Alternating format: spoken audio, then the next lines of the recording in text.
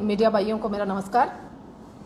आज की प्रेस वार्ता का मुख्य मुद्दा जो है, जो 17 सितंबर को हमारे आदरणीय प्रधानमंत्री मोदी जी का जन्मदिन और जो 7 अक्टूबर तक हमारा पखवाड़ा जो पार्टी की तरफ से कार्यक्रम सेवा और समर्पण, उसके नाते अलग अलग जगह पर अलग अलग कार्यक्रम हो रहे हैं।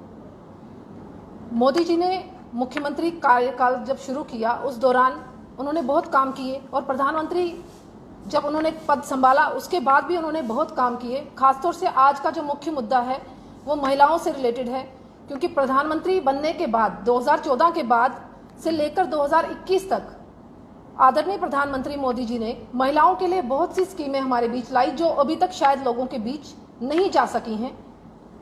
कुछ स्कीमें लोगों को जागरूकता है और कुछ स्कीमों की लोगों को जागरूकता नहीं है। आज आपके माध्यम से मैं ये बताना चाहूँगी कि जो महिलाएं हैं, किसी भी समाज के विकास के लिए अगर महिलाओं का सशक्तिकरण किया जाए तभी समाज का सशक्तिकरण हो सकता है। इसी को आगे बढ़ाते हुए मोदी जी ने महिलाओं को सशक्त करने की पूरी कोशिश की और अलग अलग योजनाओं के माध्यम से मोदी जी ने ये काम पूरा किया। सबसे पहले मोदी जी ने शौचालयों की शुरुआत की जो आज तक किसी प्रधानमंत्री ने नहीं की। 2014 में उन्होंने निर्णय लिया कि महिलाएं इज्जतदार तरीके से अपने घरों में शौच करें, उसके लिए शौचालय की शुरुआत की गई। सबसे बड़ा जो मोदी जी ने काम शुरू किया वो बेटी बचाओ बेटी पढ़ाओ। आप लोगों को पता होगा कि किस तरीके से बेटियों का गर्भ में ही खत्म कर दी जाती थी और कहीं ना कहीं एक चिंता का विषय था कि बेटों की संख्या बढ़ रही थी और बेटियों की संख्या घट रही थी। मोदी जी ने जागरूकता अगर समाज में लाई बेटी बचाओ और बेटी पढ़ाओ के माध्यम से, आज के दिन में आप देख रहे हैं कि बेटियों की संख्या भी बेटों के बराबर हर स्टेट में इस समय हो चुकी है। और इसकी भी शुरुआत जो उन्होंने 22 जनवरी 2015 को इसकी शुरुआत की, बेटी बचाओ बेटी पढ़ाओ स्कीम की। उसके बाद महिलाएं जो हैं कहीं ना कहीं डोमेस्टिक वायलेंस की शिकार होती हैं, कहीं ना कहीं क्राइम उनके अगेंस्ट बढ़ता जा रहा है।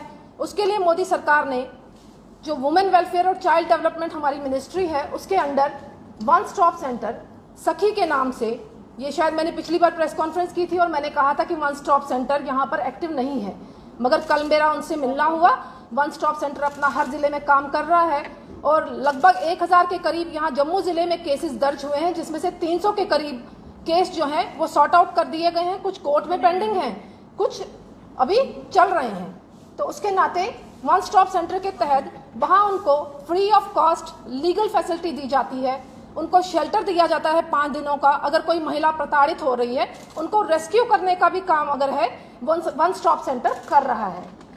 उसके साथ साथ शायद हमारे जम्मू कश्मीर को भी ये पता नहीं होगा कि वर्क प्लेस पे महिलाओं के साथ जो उत्पीड़न होता है, हैरासमेंट होती है, सेक्सुअल हैरासमेंट होती है, उसके लिए भी शी नाम से एक पोर्टल लॉन्च किया गया है, जिसकी शुरुआत ये एक्ट 2013 में बना है और मगर इसका पोर्टल लॉन्च किया गया है।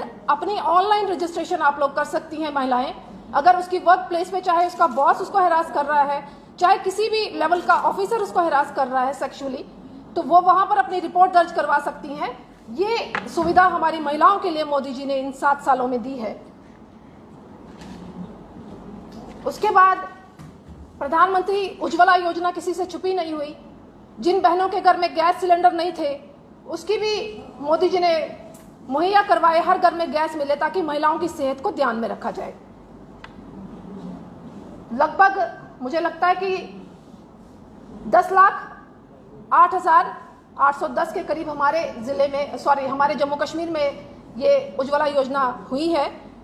8 करोड़ के करीब पूरे देश में हुई है और मुझे लगता है इसको एक्सटेंड भी किया गया 2020-21 के दौरान उज्ज्वला योजना को। इससे काफी महिलाओं को काफी बेनिफिट मिला है। प्रधानमंत्री मातृत्व योजना, जिसमें जब प्रेग्नेंट होती है लेडी, कहीं ना कहीं वो अपने खान पान का ध्यान नहीं रख पाती, तो मोदी जी ने उसकी प्रेगनेंसी के दौरान अलग अलग इंस्टॉलमेंट्स में 5000 के करीब उनको जो सुविधा, फाइनेंशियली सुविधा मुहैया करवाई। और उसके बाद जब डिलीवरी का टाइम होता है, जननी योजना के तहत 1000 उनको हॉस्पिटल में भी मिलता है और टोटल 6000 के करीब उनको फाइनेंशियल सपोर्ट हमारी केंद्र सरकार की तरफ से मिलता है। तो ये सब जो चीजें हैं हमारी महिलाओं के लिए मोदी जी ने की हैं। मुझे आप लोगों के समक्ष इसलिए आना पड़ा क्योंकि हमारी महिलाएं अभी तक जागरूक नहीं है, ना गांव में इन स्कीमों के बारे में पता है, ना शहरों में पता है।